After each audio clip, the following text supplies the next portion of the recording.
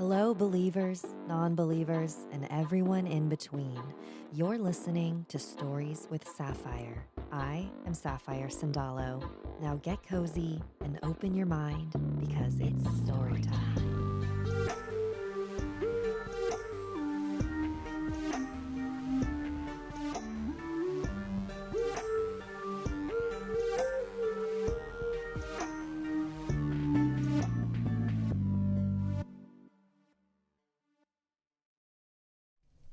Happy Wednesday, everyone. Welcome to Stories with Sapphire Live.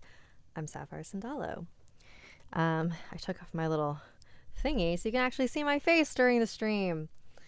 We're switching it up. We're improving day by day here. So welcome to the live stream. I do this every Wednesday at 5:30 Pacific Standard Time. This is my chance to read any emails and stories that may not make it into the podcast and also chat with you directly. It's a little loosey-goosey, not as polished as the other stuff I do, and that's okay. Hello, Riley Slaya, Adam Lombardo, Nate, Re-Eater, Ash Orain, Shay Faze, Rat of Stupidity, Orphans, Oh Divine Beast, Rat of the Sewer. Why is there so many rats? Sarah Romero, Ben Altheiser, welcome. So I've got a couple stories picked out for you, and then at the very end, as always, I'm going to do a collective reading for everyone from my favorite oracle deck, Angels and Ancestors. All right, so without further ado, let's get into it. Okay. Do I have any other announcements? No, I think I'm good. All right, so this first one, well, I guess before I continue, if you want to submit a story or just email me, it's right here. Send your stories to storieswithsapphire@gmail.com. It's right here at the bottom of the screen. All right. So this one's called The Bathhouse, submitted by Caitlin. This is not a true story, Caitlin says. So here we go. Oops. I was 14 when my parents decided to move to Lake Royale. It was a small town, mostly filled with campsites, rather it being mostly filled with houses. The reason for it being called Lake Royale was for its main popular attraction, a huge lake. The house we were moving into was an hour away from where I used to live, so me and my sister never really got to see it for ourselves. After a while of living there, I noticed on my way to school that there was an old-looking bathhouse. It was about a road down from the house. I asked my mom about it, but she said not to worry, hence the fact we had working water and a perfectly good shower. One day, my mother came into my room and announced that a pipe had burst, and it wouldn't be a while until we could get someone down here to fix it. She said that it was best to use the bathhouse so we could keep clean.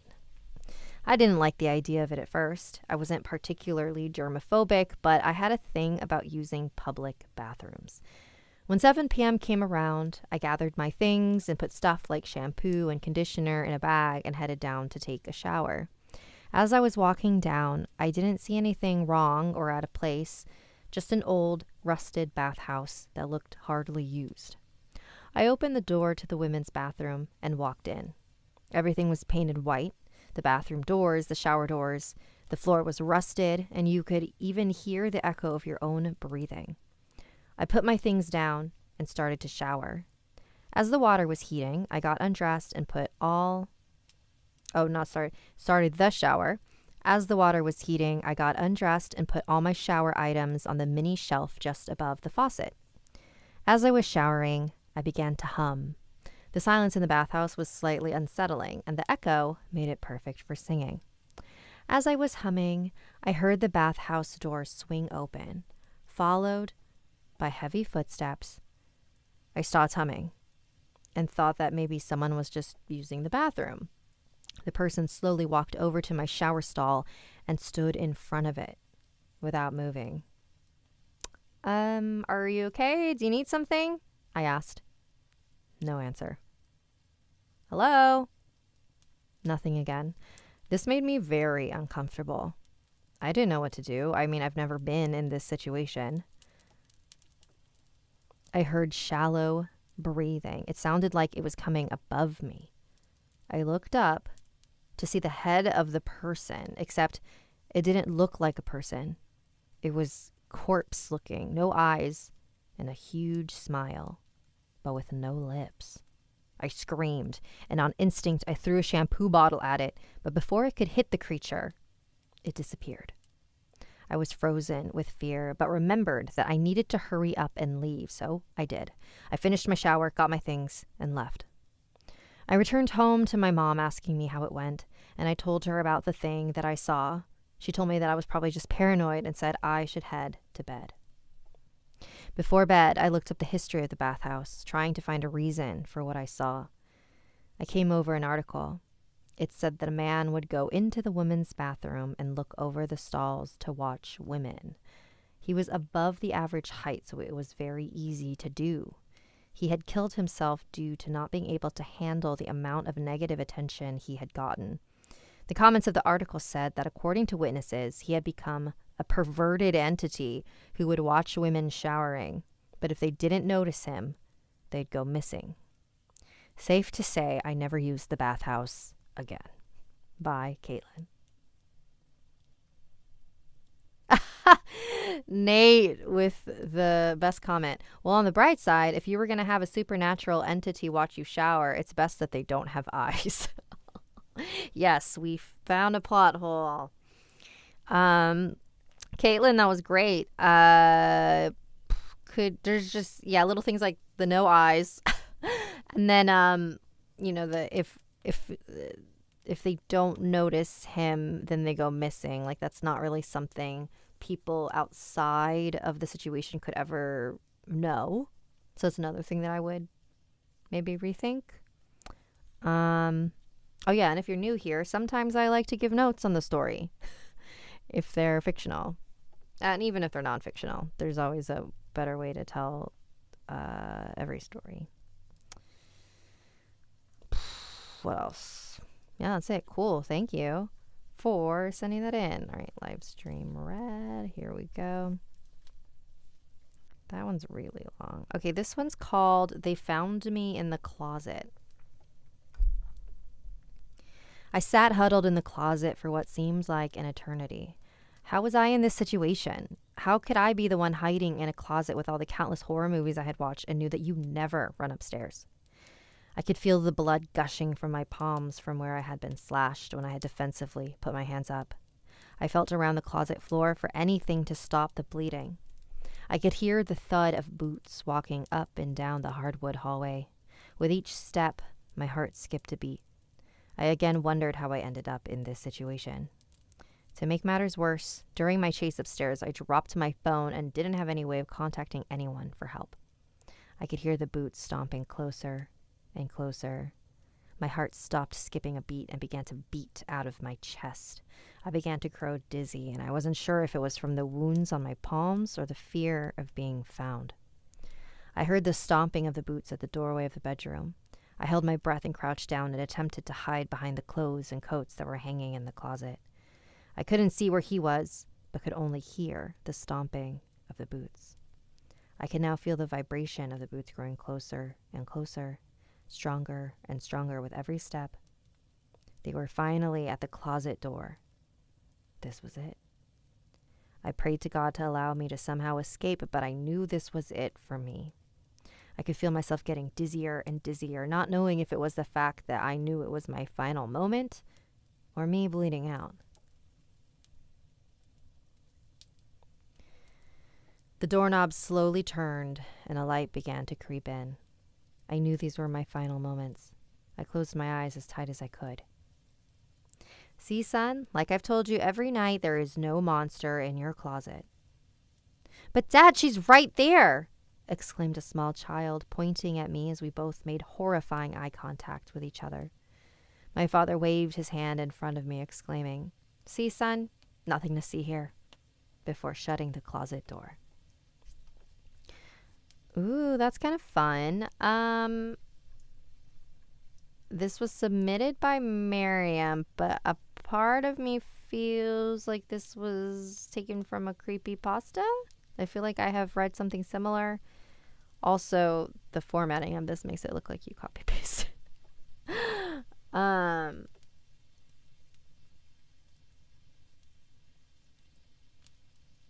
mm, oh, sorry, I was reading the comments. Has anyone heard a story? I feel like I've heard a story like this, whether it was on this live stream or somewhere else. But either way, it's really cool. But I have heard that twist before. But it was cool nonetheless. Okay, this one is from Addison.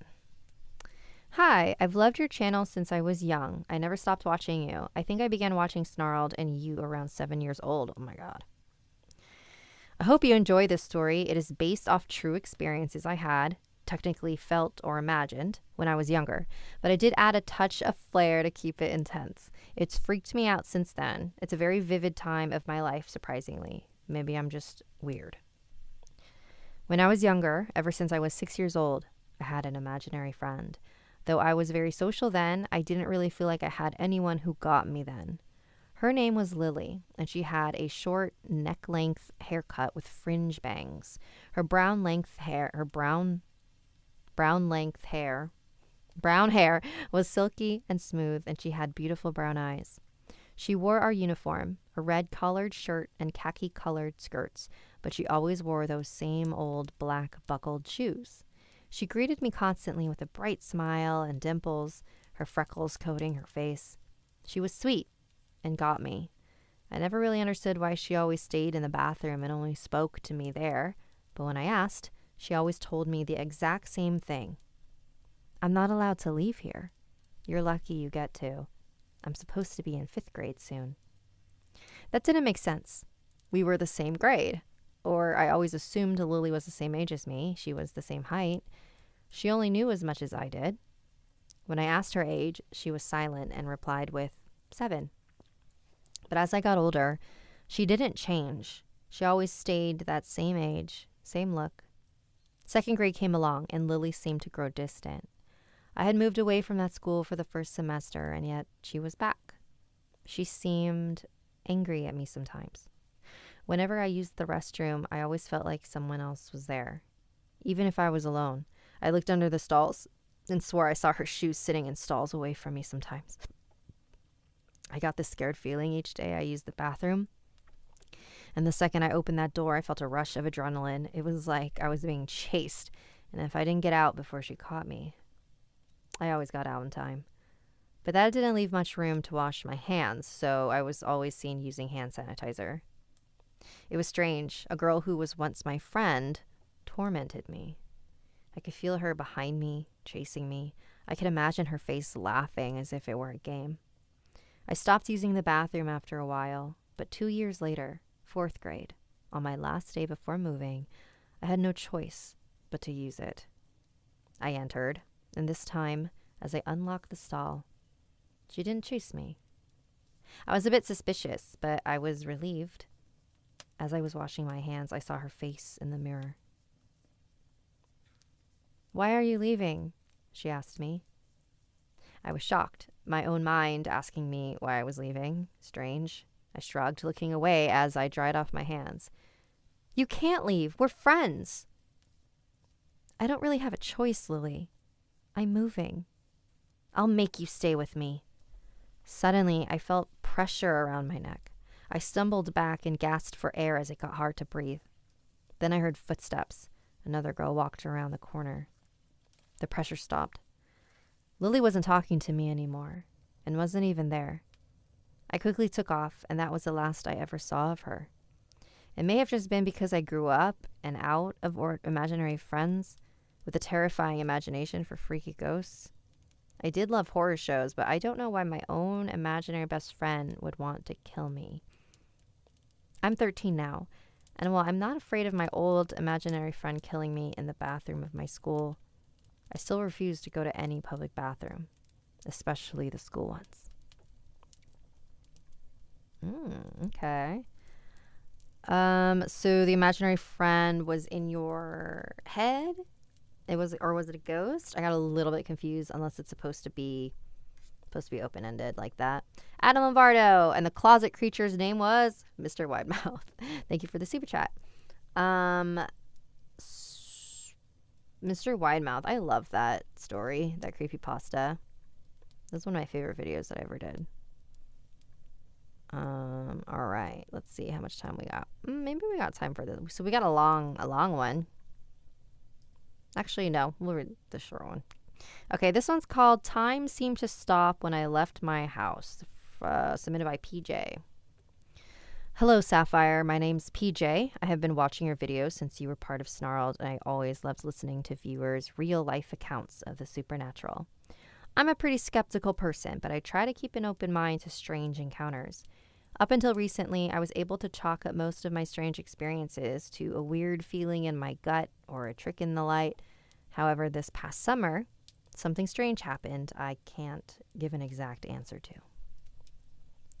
It was late in the evening, and I went out to buy some coffee and snacks at a shop in my town. Being that it was dark and I was alone, I called one of my friends. I'll call Harris. Nothing strange happened on the walk there, but once I had bought my things and left it suddenly was a lot darker and a lot colder than it should have been for mid-August. Trying to take some shortcuts home, I couldn't get rid of the nagging feeling I was being watched. But due to the shocking lack of lit street lamps, I couldn't see very far. I tried to keep my mind off it and stayed on the phone with Harris.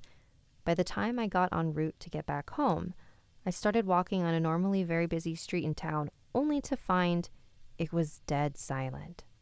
Not the most uncommon thing, but what bothered me was that most of the buildings that should have been closed had a strange array of lights on. When I went to look to see if anyone was there, I could see shifting shadows, but no people. I assumed I was just seeing the cleaners and tried to ignore it. But the way everything was moving just didn't feel right. By the time I had got to the long road that led back to my house, any lights that were on my walk this far were completely gone. I looked behind myself to look at the street lamp behind me to see it was on, but didn't light up the road ahead of it, like there was a wall in the way. I was confused, but walked ahead anyways, realizing it was due to fog. Once I started down the road, my phone started to bug out.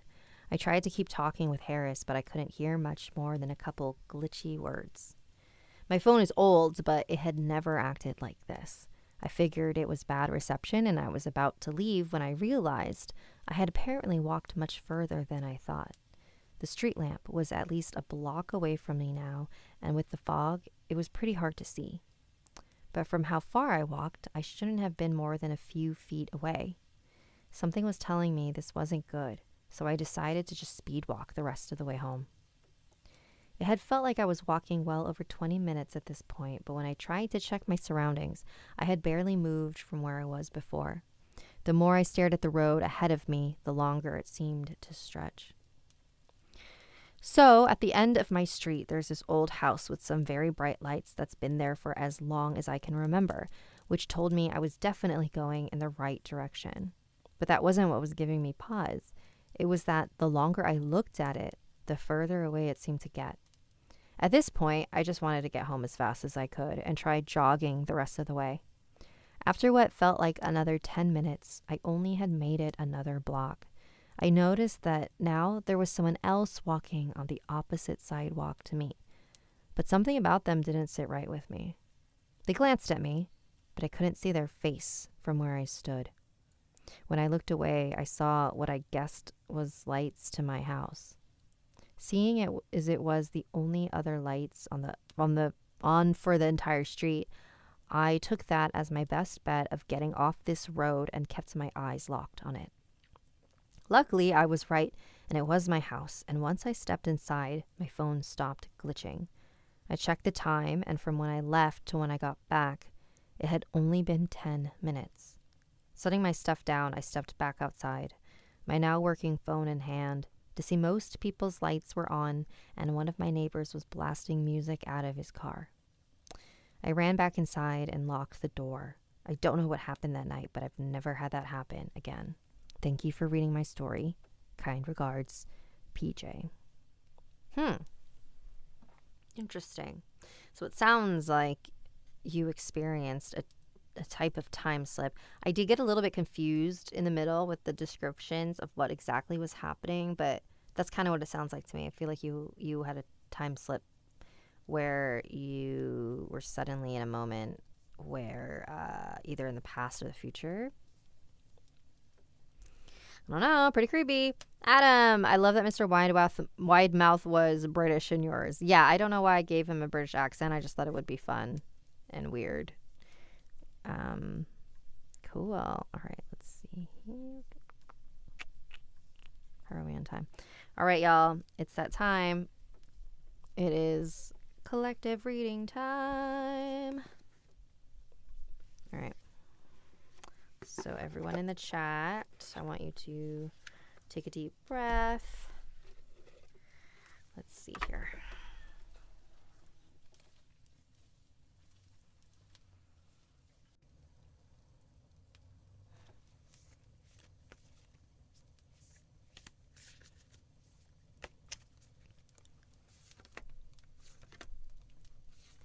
Okay. Oh, wow. Ugh, I love this card so much. How beautiful is this? Magic Guardian. Unlock the magic within. So that's our message for this week. Let me read to you what that means, because I still have not memorized these. Because there's a lot of them. Where are you at, Magic Guardian? Here we go. Stop looking outside yourself and recognize that you have incredible power within. Magic, with a K, is the energy of the universe that allows you to manifest and create through the direction and power of your will. It changes according to your frequency. The Magic Guardian is a representation of the angel of magic who helps you direct your will to bring something into creation. She is the angel who swirls around shamans and wise ones when they are calling on the energy of magic to help them manifest something that will be healing and supportive of their path. She is the angel of all magic that is directed for the highest good of whoever is working with it. You are the magic. You are the answer. You have it all within you. If you've been searching for an answer or a reason to focus, recognize that all that you are looking for is already within you. You are a powerful and magical person with a capacity to direct your intentions and will your desires into being. But your power can only be powerful when you own it. So take time to acknowledge it. Your ability to dedicate yourself to a goal and make it happen is a real gift that you're being guided to recognize now. Y'all do not know how much that resonates with me.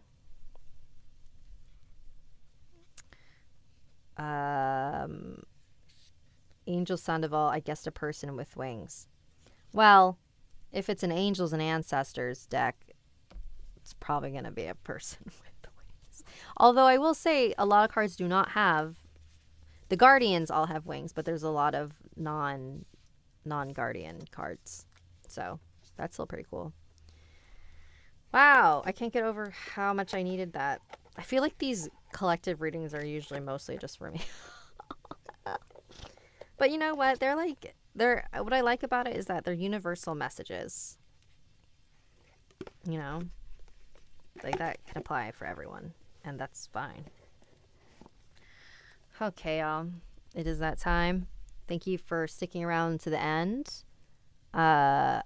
Nate, Angel Sandoval, Adam Lombardo, 23 Monkey, 45, James Glover, Purple Man, Monkey D, so many names, Masood Haq, Marty N, thank you, Lily of the Valley, and thank you. So I also live stream on Thursdays at 4 Pacific Standard Time. So if you want to join me for that, come on down.